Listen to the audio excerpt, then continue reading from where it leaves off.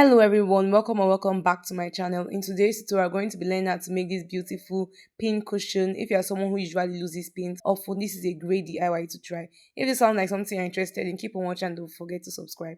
With that being said, let's get right into the tutorial. I have this square piece cut out. It is in a fold of 2 and I have it 6 by 6 inches. Bringing my bar, I'll just mark this point right here, which I believe is the middle, and I'm just going to, from that point, I'm going to be taking a radius of 2 inches all the way round in order to draw a circle.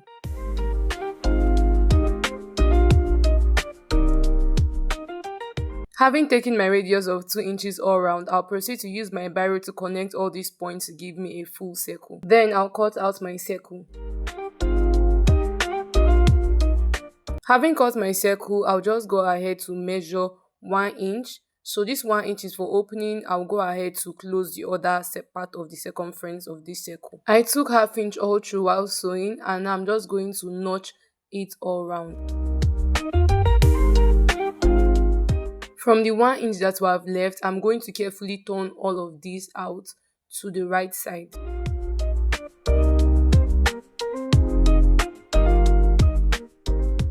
For the stuffing, I'll be using some leftover fiber. If you don't have fiber, you can go ahead to use your wadding, or you can just cut tiny pieces of fabric and just stuff it inside.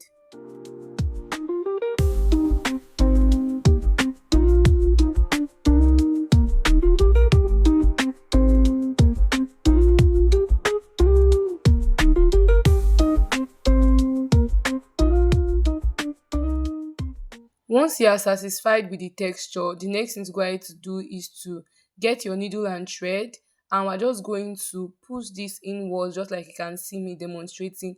Push it inwards like this and sort of pinch it, and then you just go ahead to pass your needle this way. So from the middle, I'm passing my needle first of all, so I don't have my knotted area showing outwards. And I'm just going to be stitching it this way. Once you're done hand sewing, go ahead to knot it. I went ahead to knot it 3 times so that it stays in place, and I'm just going to cut out my excess thread. And that'll be all for the ball part. I'm just kind of shaping mine.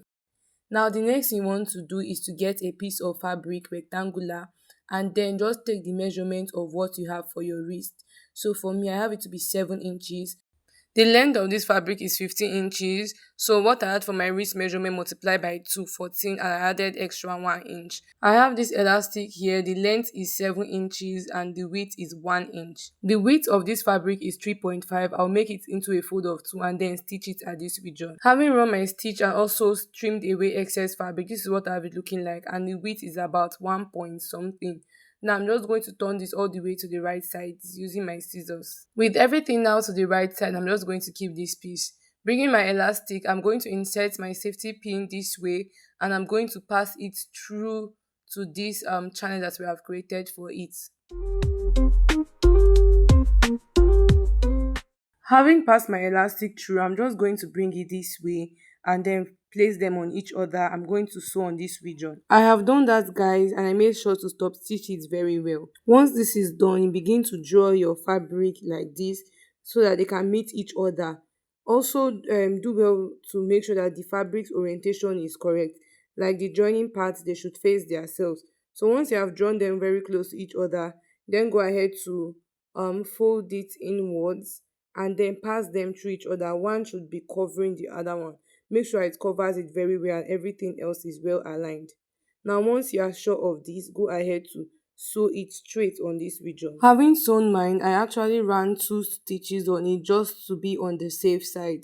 Now you just go ahead to flex it and even try it on your wrist so that in any kind of discomfort can be able to detect it, but for me everything is perfectly fine. Now guys, the next thing is to join these two to become one. Bringing the needle and thread, I'm just going to first of all make sure that I have it placed how I want it to be. So once you have figured it out and placed it, the next thing to do is to begin tacking it. Like you sew it this way in order to join them together. Then once you are done, you knot it and then move to the second side and also stitch it the same way.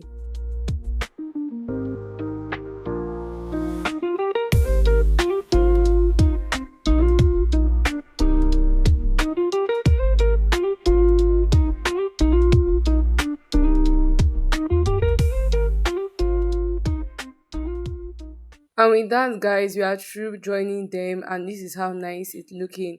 So I have my pins right here, and I'm going to begin inserting them inside of my pin cushion. And with that, guys, we have come to the end of this tutorial. If you found it helpful, don't forget to hit the like button, comment, and also subscribe.